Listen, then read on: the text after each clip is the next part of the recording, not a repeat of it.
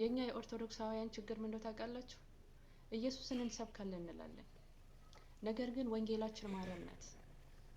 ክርስቶስ የቤተ ክርስቲያን መሰረት ነው እንላለን፣ መሰረቷ ግን ማርያም ናት። ወንጌልን አንሰብክም። ቅዱሳንን የምናከብረው እግዚአብሔር በእነሱ ስለሚከብር ነው እንላለን፣ ነገር ግን ራሳቸው ናቸው እንጂ የሚከብሩት እግዚአብሔር አይደለም። ሲቀጥል ቅዱሳን ወደ ክርስቶስ ያደርሱናል እንላለን፣ ቅዱሳን ግን ክቡራንና ክቡራት በእግዚአብሔር ስም እንደምን አላችሁ? እግዚአብሔር የተመሰገነ ይሁን። ነጠላ መልበሷን መስቀል ማተም ማድረጓን ማሰሯን አይታችሁ እንዳትወናበዱ። ለምን? ከዚህም ቀድሞ ብዙ በሴቶችም የተነሱ አወናባጆች ስለነበሩ፣ አስመሳዮች ስለነበሩ እንደ ምሳሌ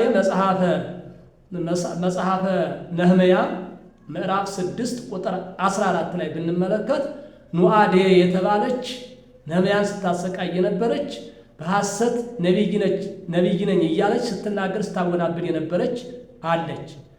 አሁንም እሷን ማየት ትችላላችሁ፣ ከእሷ ትምህርት መውሰድ ትችላላችሁ። እንደገና ደግሞ አንደኛ ሳሙኤል ምዕራፍ 28 ቁጥር 3 ጀምረን ስናነበው እንዶራዊት ሴት በጥንቁልናው ነቢይ ነኝ እያለ የምትናገር ነቢይ ነው የምትለው እሷንም መውሰድ ትችላላችሁ።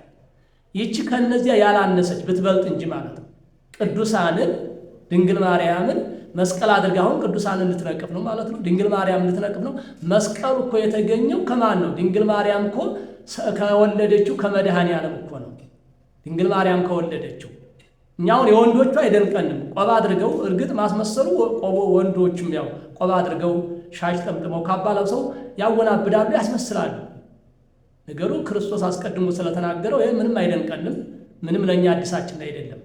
ግን አሁን ደግሞ በሴት ዙሪያ ደግሞ እሷ ማወናበዷ ሌሎችን ስናያቸው ራቁታቸውን ሆነው ሲዘሉ ሲጨፍሩ ነው የምናየው። እሷ ደግሞ ለማስመሰል የሄደችበት መንገድ ነው ይሄ።